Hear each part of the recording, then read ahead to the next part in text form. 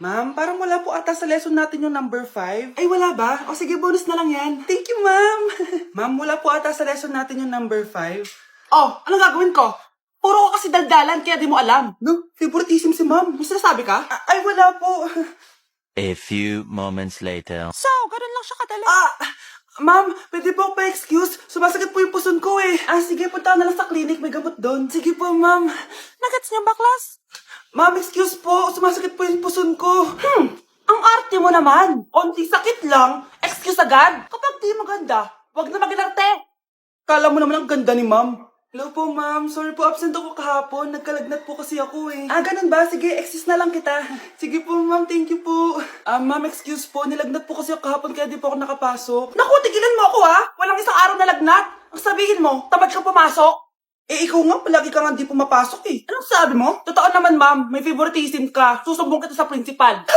Maniniwala ba ang principal sa'yo? Wala ka namang ebidensya. Anak, mag-exam tayo mamaya ha. Dapat mas mataas grades mo kay Scarlett. Oo naman, Nay. Mas magaling naman ako sa kanya. Anak ni ma'am si Samantha. Eto yung mga sagot mamaya sa exam. Perfect mo yan. Sige na, Nay. Baka may makakita pa sa atin. Humanda kayong dalawa sa principal. Tapos na yung maliligayang araw niyo. Anak, ang kalat dito. Maglinis ka nga.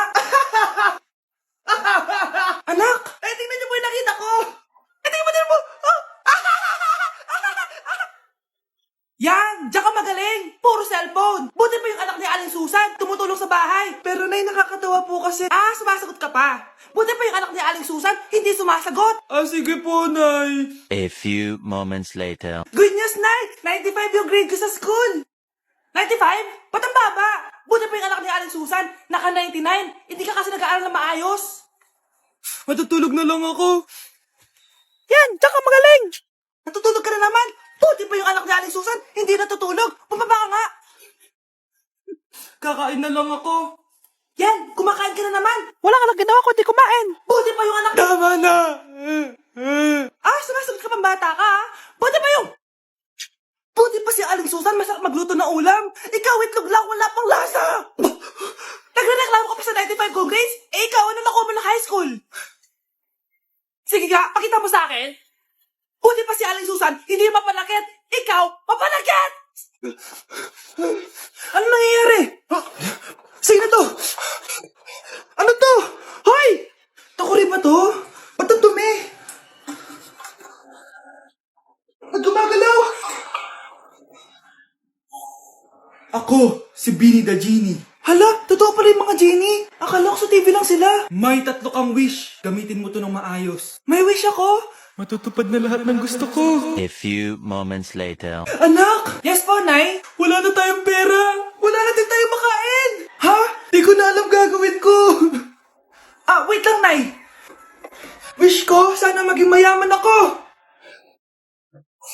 Your wish is my command. Oh, gamitin mo to. May laman tong $1 billion. Mayaman na ako! Nay, huwag ka mag-alala. Eto, 100 million pesos para sa'yo.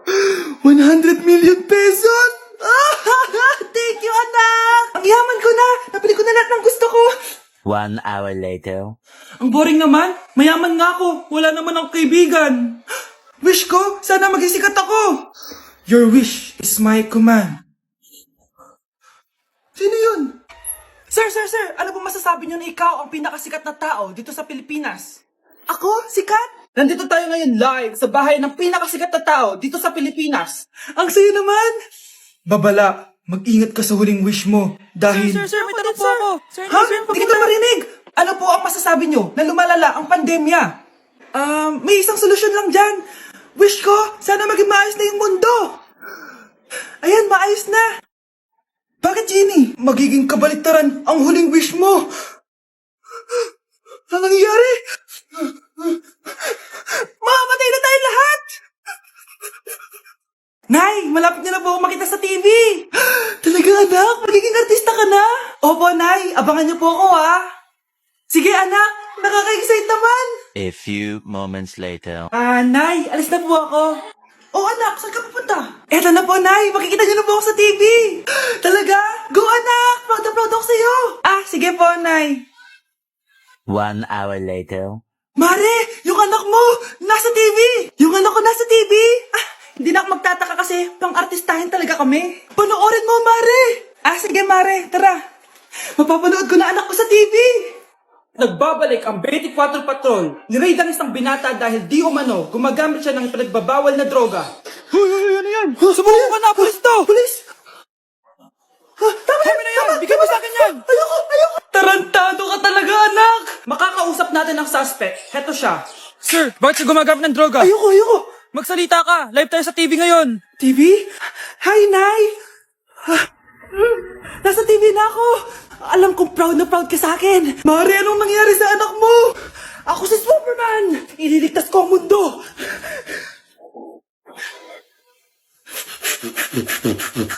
Anak, malapit na akong manganak. Magkakaroon ako ng kapatid, Nay. Oo, anak, magiging kuya ka na. Nakaka-excite naman, Nay. A few moments later. Mare, musta na? Uy, Mare, buntis ka din pala? Ah, oo, Mare. Malapit na nga akong manganak eh. Sabay pala tayo manganganak, Mare.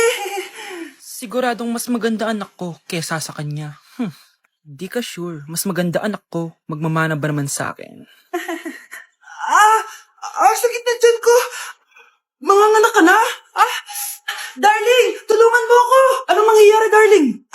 Manganganak bata ako, darling. Manganganak ka na? O sige, ikaw ka muna doon. Sa gitna dyan ko. Manganganak na din ata ako. Manganganak ka din? Oo. Hindi kayo ng malalim tapos ire. Sige, malapit na. Di ko na kaya. Darling, eto na anak natin. Ang ganda ng anak ko. Ang ganda-ganda mo, anak. Ba't magkamukha anak namin? Ha? Ikaw ba tatay nun? Darling, I can explain. Mare. Walang hiya kayo. Darling! Mare! Magsama kayo. Nay, si tatay may kabit. Sinasabi ko na nga ba eh. Maniloko talaga yung tatay mo. Nakita ko po siya. May kasama siyang ibang babae. Kumanda talaga sa akin yung tatay mo. Malalaman ko din kung sinong kabit mo. A few moments later. Darling, andito na ako! Oh, saan ka galing? Galing ako sa trabaho. Bakit, darling? May kabit ka, no? Pinagsasabi mo? Alam mong ikaw lang mahal ko, darling. Talaga ba? Oo, darling, ikaw lang mahal ko. Tsaka pala, alis ako mamaya. May gagawin lang. Sige, ingat ka. 1 hour later. Darling?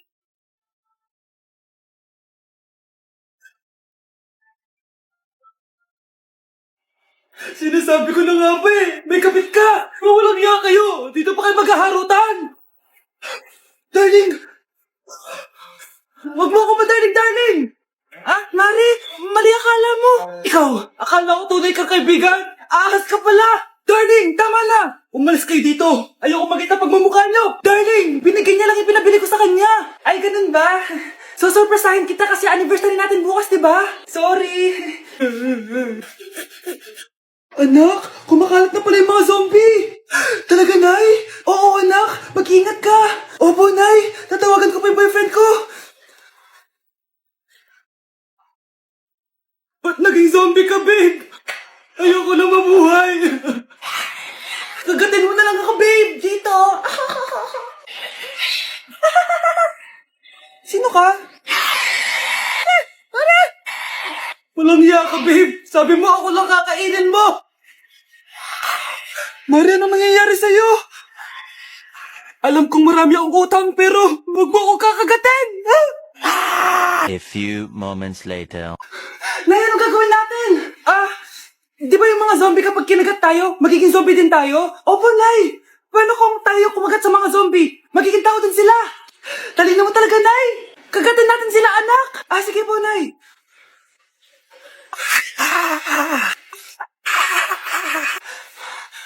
Mare, tao ka na ulit? Pinagsasabi mo, bayaran mo utang mo sa akin. Babe, walang hiya ka. Maloloko. Ha? Bakit, babe? Huwag ka na magsalita. Break na tayo.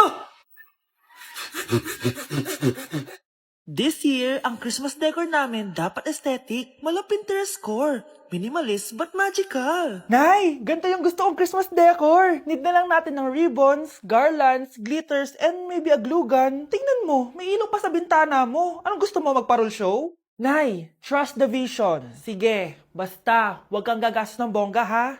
Wow, ang ganda nito. Grabe, ang dami ng tao. Christmas season na nga talaga. Okay, good. Secured. Ayan, all added to basket na. Ayan, secured na talaga.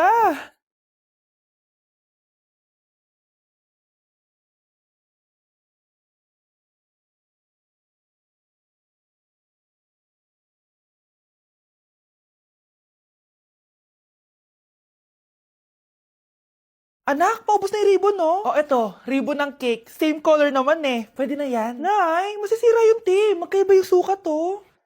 Nay, ba't mo inopin yung electric fan? Mainit kasi. Ay, Diyos ko, ang kintab ng pusa. Ang gulo na tuloy. Gusto ko lang naman maging maganda to eh. Anak, maganda naman oh. Tingnan mo.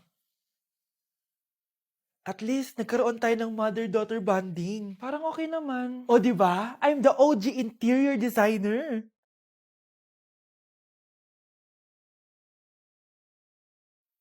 Hindi siya nagmukhang pang Pinterest dahil mas maganda yung ginawa namin. Eto, Nay, para sa'yo. Oh, ano to, anak? Nakita ko kasi yan sa National Bookstore. Tapos naalala ko, di ba gusto mo ng planner na galing sa mga coffee shop? Kaya binili ko na yan. Baka maging acidic pa tayo kakakape natin. Makuha lang yung planner na gusto mo. Tsaka binilhan din pala kita ng pouch. Lagayin mo na kung ano-ano, Nay. Oh. Aw, thank you, anak. Welcome, Nay.